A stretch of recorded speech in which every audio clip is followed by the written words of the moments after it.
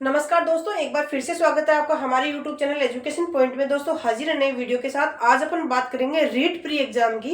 जो candidate REET pre exam की तैयारी कर रहे हैं, आप सभी को पता होगा कि बहुत कम समय आपके पास बचा है और कल की डेट में सिलेबस भी इसका रिवाइज जो है वो जारी कर दिया गया है। तो सिलेबस में क्या क्या चेंजेस हुआ है, क्या क्या नहीं हुआ है, वो चीजें अपन आज डिस्कस करेंगे। तो जो भी कैंडिडेट रीट प्री की तैयारी कर रहे हैं उन सभी के लिए ये वीडियो बहुत ही इंपॉर्टेंट होने वाला है। तो फ्रेंड्स बात करते हैं अपन रीट प्री की, जो कि न्यू सिलेबस जारी किया गया है। बात करेंगे अपन L1 की। सबसे पहले L1 की बात करूंगी। L1 में जो सब्जेक्ट्स होते हैं उनमें कौन कौन से सब्जेक्ट में क्या क्या सिलेबस में कौन कौन से टॉपिक जोड़े गए हैं, सिर्फ उन्हीं टॉपिक्स की बात करेंगे। बाकी सारा सिलेबस 2022 के अकॉर्डिंग है, जो कि पहले था। तो फ्रेंड्स L1 की अपन बात करेंगे तो पहला टॉपिक साइकोलॉजी में। जी हाँ दोस्तों, जो पहला सब्जेक्ट है हमारा साइकोलॉजी, जो 30 नंबर का पूछा जाता है, उसके अंदर सिर्फ 2 टॉपिक जोड़े गए। वो कौन कौन से हैं? पहला है एनईपी 2020। जी हाँ दोस्तों, पहला है एनईपी 2020 और दूसरा है बाल कल्याणकारी योजनाएं। सिर्फ 2 टॉपिक जोड़े गए हैं, तो ज्यादा टेंशन आपको साइकोलॉजी की लेने की जरूरत है नहीं। 2 टॉपिक जोड़े गए हैं, मैक्सिमम 4 से 5 पन्नों के ये हैं, जो आप आराम से इनको याद करके इसकी तैयारी कर सकते हैं। बाकी ये टॉपिक्स आपके थर्ड ग्रेड में भी बहुत बेनिफिट करने वाले हैं। ये टॉपिक थर्ड ग्रेड में भी आपको मिलेंगे, तो टेंशन लेने की कोई बात नहीं है। साइकोलॉजी आप आराम से कर पाओगे, बहुत ही इजी वे में हो जाएगा, ज्यादा टेंशन लेने की जरूरत नहीं है। बात करते हैं L1 के हिंदी सब्जेक्ट की। जी हाँ दोस्तों, L1 के हिंदी सब्जेक्ट में सिर्फ 2 टॉपिक जोड़े गए हैं। सिर्फ इसमें कि राजस्थानी भाषा व बोलियों का परिचय। ये तो आप ओनली राजस्थान के स्टूडेंट हो, राजस्थान में पले बड़े हो, राजस्थानी भाषा और बोलियों को तो आपको वैसे ही नॉलेज होना चाहिए। और यदि नहीं है तो आप इसकी तैयारी कर सकते हैं। यदि आप राजस्थान की भर्तियों की एग्जाम दे रहे हैं तो बेशक ऑब्वियसली आपको ये सब चीजें तो आनी चाहिए। तो ये तो मैं मानती हूँ कि मस्ट था, ये तो जोड़ना ही चाहिए था। तो ज्यादा टेंशन लेने वाली कोई बात है नहीं, हिंदी में ये वाला टॉपिक जोड़ दिया गया है। लेकिन थोड़ा सा ना ये राजस्थान का सामान्य ज्ञान, इस टॉपिक की टेंशन की बात है, क्योंकि इसमें कोई पर्टिकुलर टॉपिक आपको मेंशन नहीं किया कि इस टॉपिक की आपको तैयारी करनी है या ये टॉपिक आपको रेडी करने हैं।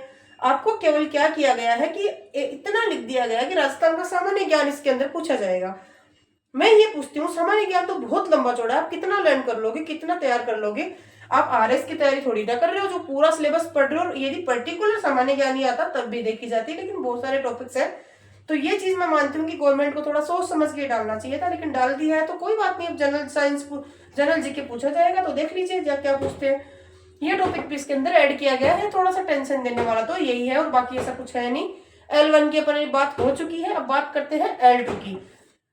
तो फ्रेंड्स L1 में तो यही सारी चीजें नहीं जोड़ी गई है, और बाकी जो सिलेबस है 2022 का ही है, जो कि पहले पूछा गया था, वो ही सिलेबस एज इट इज है।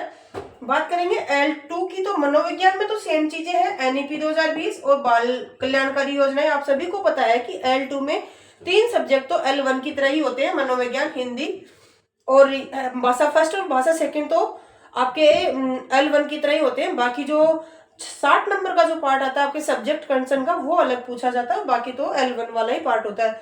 तो वो तीनों चीजें तो सेम ही है। एनईपी 2020 और बाल कल्याणकारी योजनाएं ये साइकोलॉजी में जोड़ी गई है, और हिंदी भाषा फर्स्ट में जोड़ा गया है राजस्थानी भाषा और बोलियों का परिचय, जो कि यहाँ पे भी था।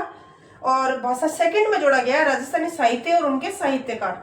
ये थोड़ा सा अलग टॉपिक है L2 के लिए।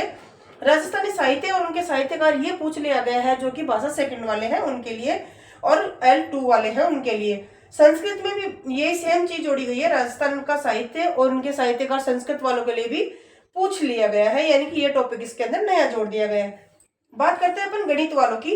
तो गणित में स्तंभ लेखा चित्र, आयत लेखा चित्र और वृत्तीय लेखा चित्र, ये 3 चीज जोड़ी गई है, जो कि समीकरण, दशमलव और प्रमेय संख्या भी इसके अंदर जोड़ दी गई है। तो फ्रेंड्स ये सारी चीजें आपको L2 के लिए, मतलब L2 के लिए मैथ में इतना पूछा जा रहा है, और ये तीनों सब्जेक्ट में ये चेंज होने के बाद हम बात कर रहे थे एसएसटी की। लेकिन एसएसटी से जानने के पहले अपन विज्ञान की बात कर लेते हैं।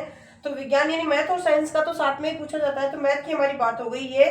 और एसएसटी में जो विज्ञान में क्या क्या चेंज किया गया है, वो है पादपों में जनन, पोषण, तड़ित और भूकंप, और संकटग्रस्त प्रजातियां और जैव विविधता। ये 4-5 टॉपिक है वो नए जोड़े गए हैं आपके साइंस में, जो कि ये साइंस का हो गया और ये मैथ्स का हो गया। ये दोनों मिला के आपको साइंस और मैथ में चेंजेस देखने को मिलेगा।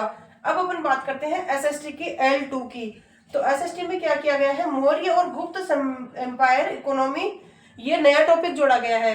कालीन अर्थव्यवस्था जो कि इनसे ही संबंधित है, कालीन अर्थ यानी मौर्य गुप्त काल से संबंधित जो अर्थव्यवस्था है वो आपको पूछी गई है। अगला पूछा गया है साहित्य और साम्राज्य, साहित्य और स्थापत्य की आपको ये नया टॉपिक जुड़ा गया है।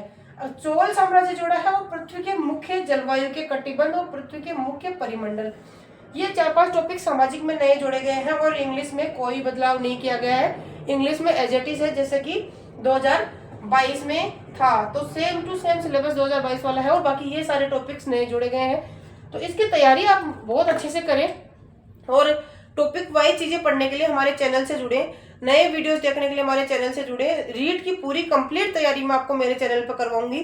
और हाँ फ्रेंड्स, आपको मैं जानकारी के लिए बता दूं, मैंने बहुत बार रीड क्लियर किया है, मेरा सीटेट क्लियर हुआ है।